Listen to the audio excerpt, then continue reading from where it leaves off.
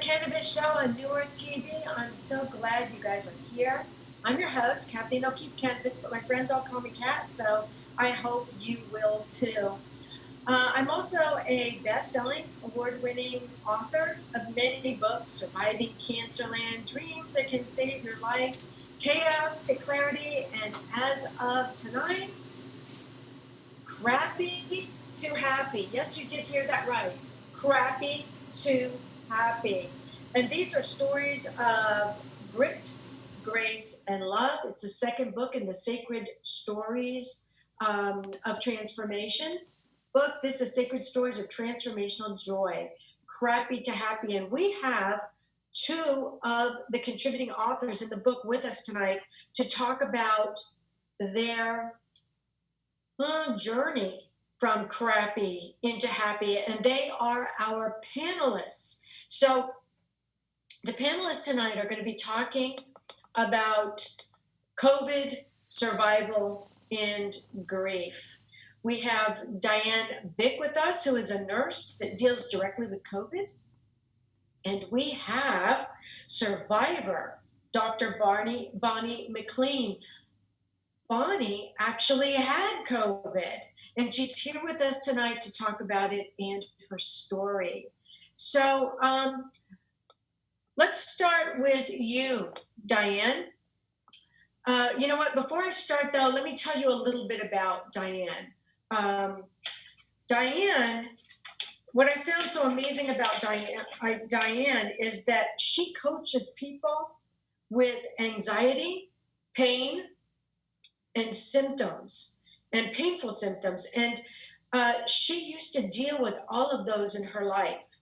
And she found a way to work through those, and she helps other people work through them too. You can learn more about her and what she does on her website, and that's DianeVich.com, DianeVich.com.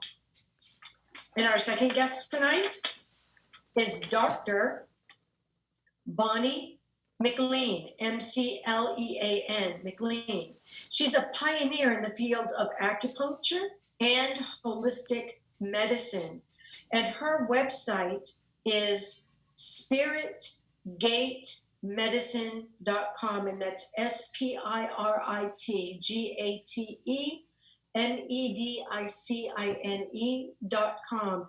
Their websites are actually on the poster for the show. So you can always see the poster if you go to the show's Facebook page, Kat Kanavos Show on Facebook, and you can see their poster, find their websites, go there, and learn more about them.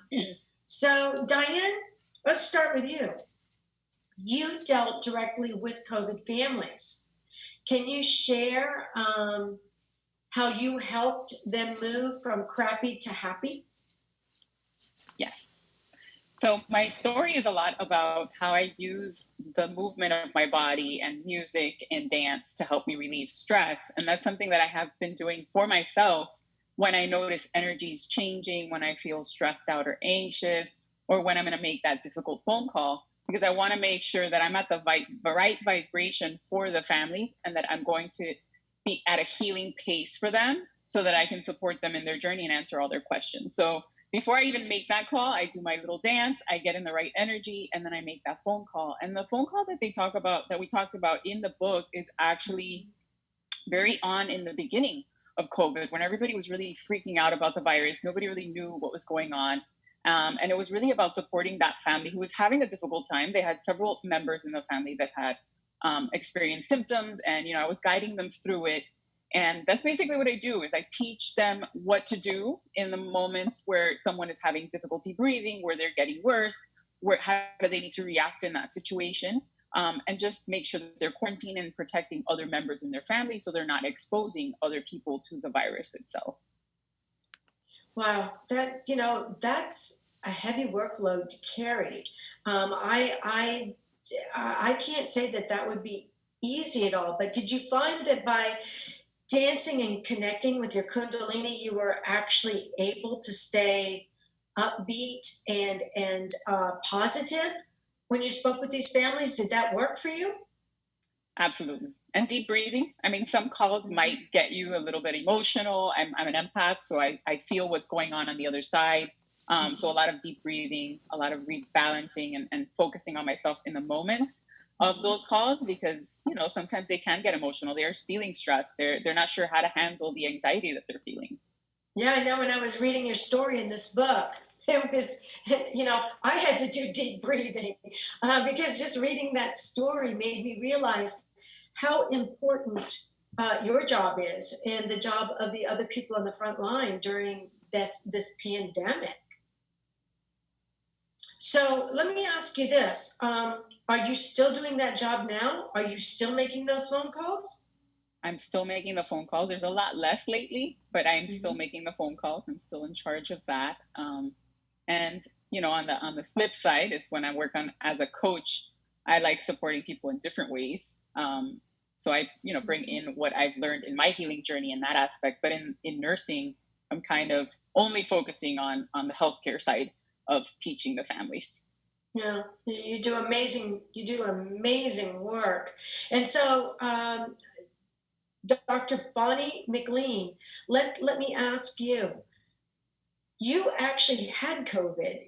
You were in the hospital with COVID.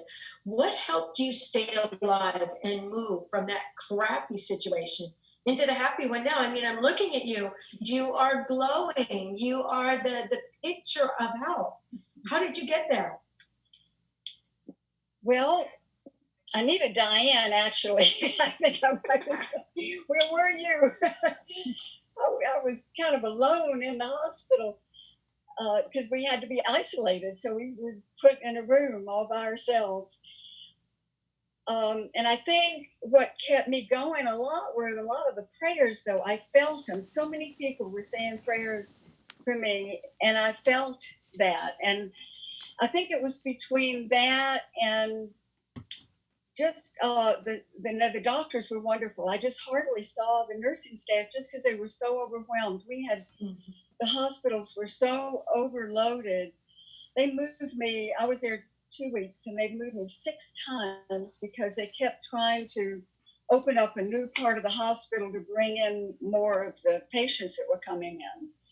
So by the time I left, there were 17 people on the ventilator, just that, and 65 people in that one hospital had died.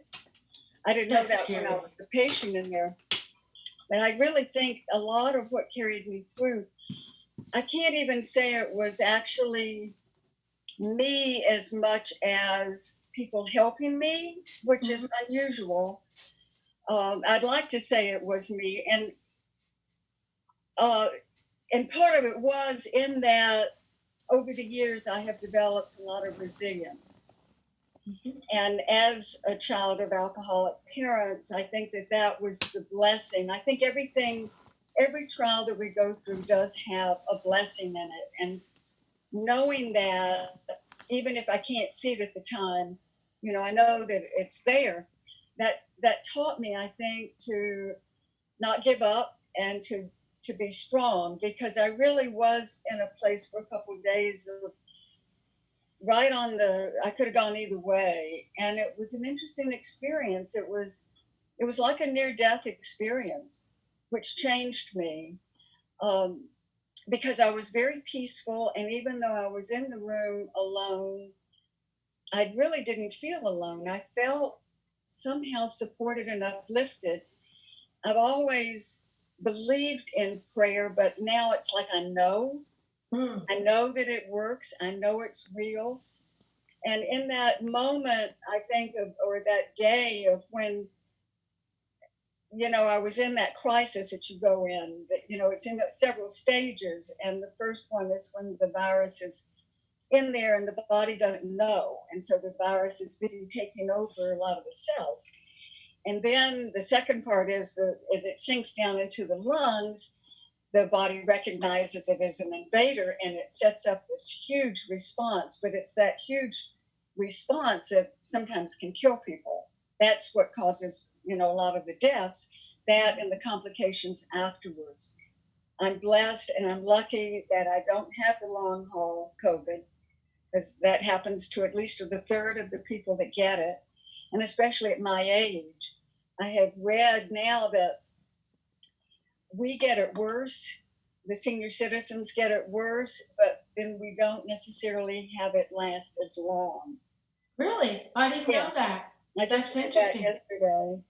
Interesting. So were you on a ventilator, Bonnie? No, I did not go on a ventilator. I was close. I was in intensive care, and that would have been the next step. I was on a respirator, which isn't, that's the step before the ventilator where they put me on 50% oxygen. And it was difficult though, because it was, there was a lot of water because it's so much oxygen, it dries everything out. So it wasn't a pleasant experience. Yeah. And I don't think I even realized, I don't know, I was just in this altered state kind of, and I don't even think I realized that I was having a near-death experience. Yeah, well, you're kind of, the title of the story, your story in this book, Crappy to Happy, is the light inside the dark. And that's what you were talking about. You found that light inside that dark and followed that light out. So, and Diane, your story is titled Ready to Make That Call. And that's exactly what your whole story is about, how you had to pump yourself up using that Kundalini dance before you made that difficult call. So I hope our audience enjoyed what you've told about your stories. And if you'd like to read their whole story, Crappy to Happy is on Amazon. It is an Amazon bestseller in new releases. It's been up there at the top for quite some time now. And the foreword is written by James Redfield, the author of Celestine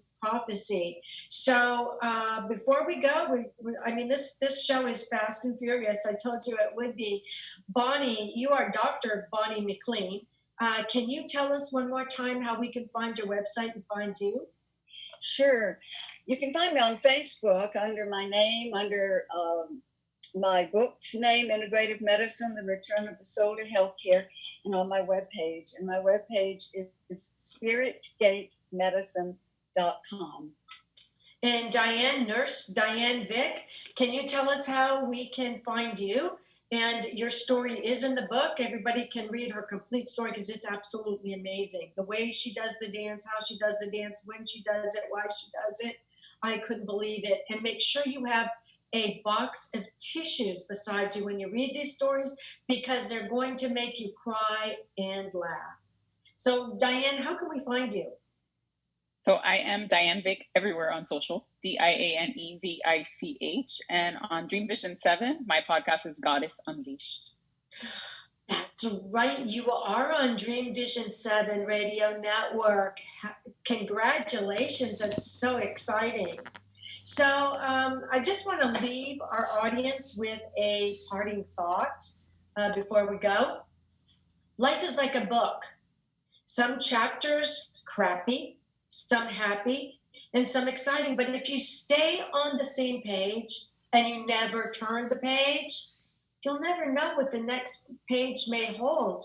And it could be a real gift, which is exactly what we had tonight with these two authors. So until next time, everyone, remember, everybody dreams, but some dreams save lives. Good night, everyone.